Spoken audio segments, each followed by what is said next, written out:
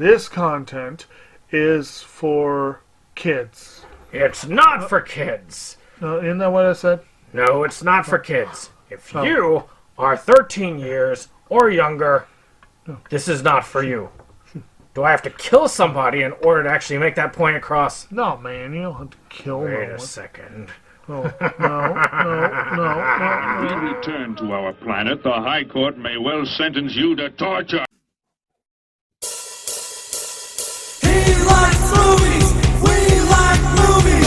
SeptumSin versus the world. SeptumSin versus the world. SeptumSin versus the world. SeptumSin versus the world. I'd buy that for $1.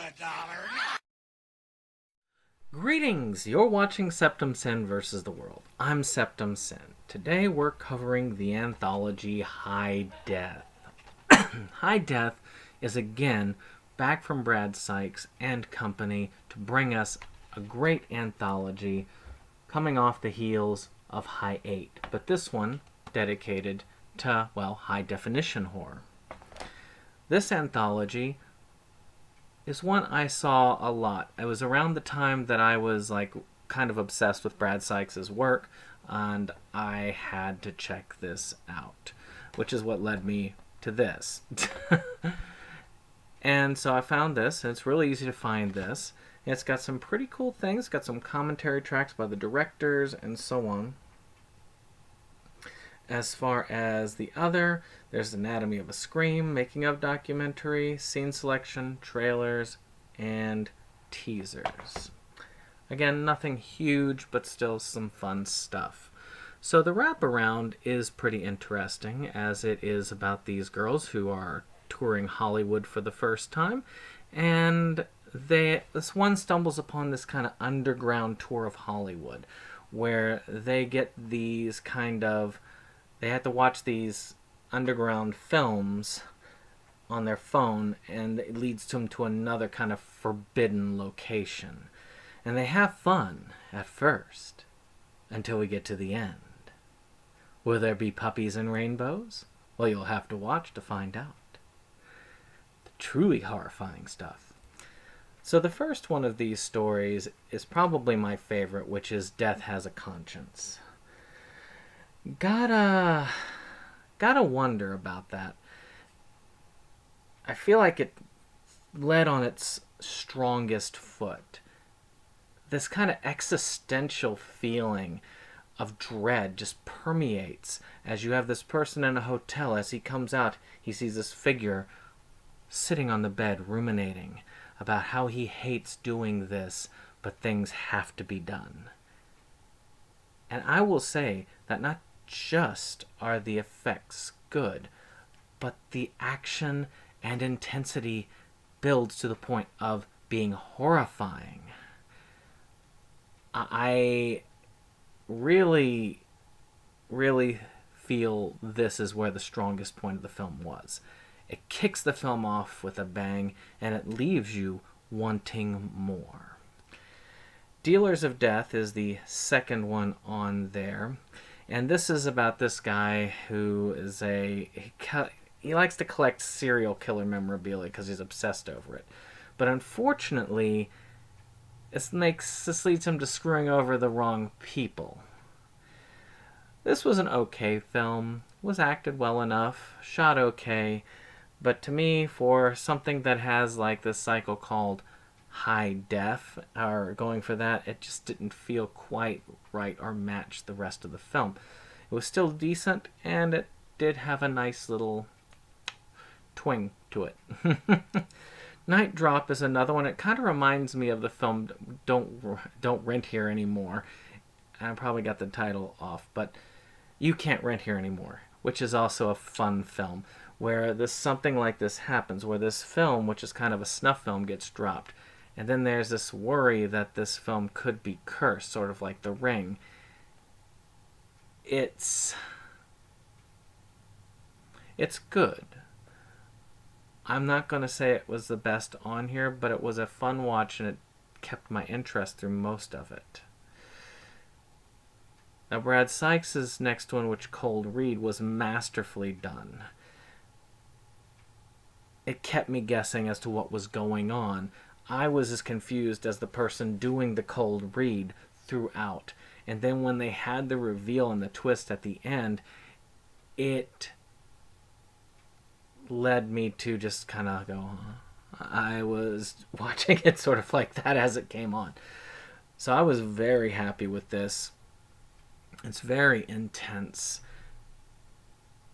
You're going to feel that as you go through. So don't watch that if you are kind of like real high intensity. I would wait until you're kind of more chill.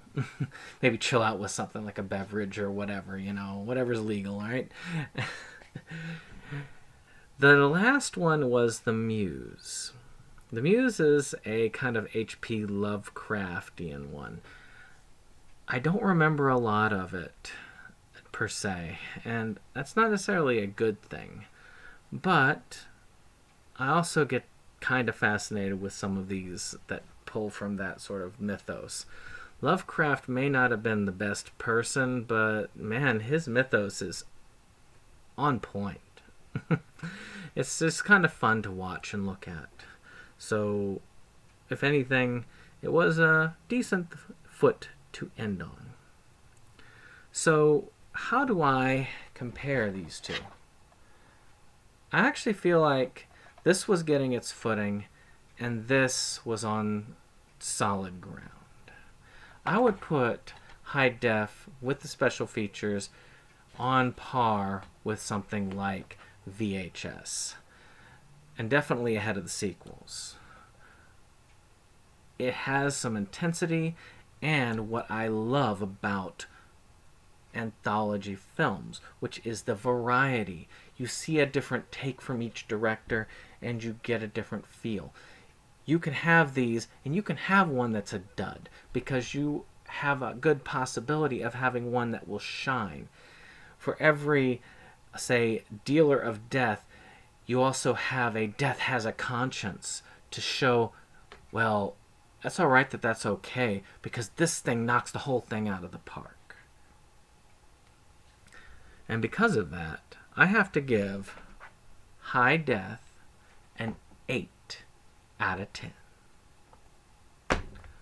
Well, that's been my review this time. I hope you've enjoyed this. Of course, click that like button, subscribe if you haven't already. We're hoping to get to that 200 point. Let's get there. Let's get there, guys.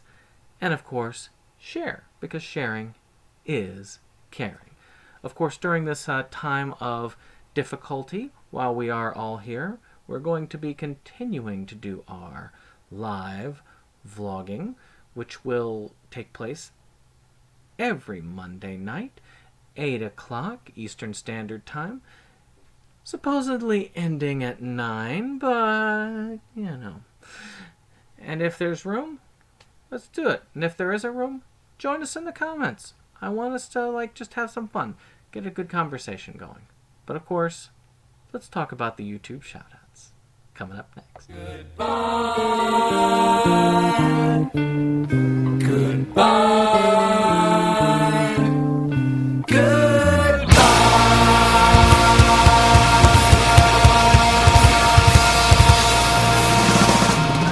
Welcome to the YouTube shoutout. This time we're going to talk about Daym Drops.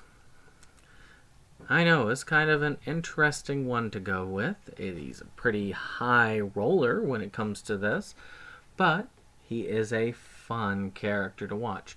And I just recently re-upped on him. I had dropped him for a while. I don't know, I just wasn't feeling where he was. But he's kind of come back to me in many ways.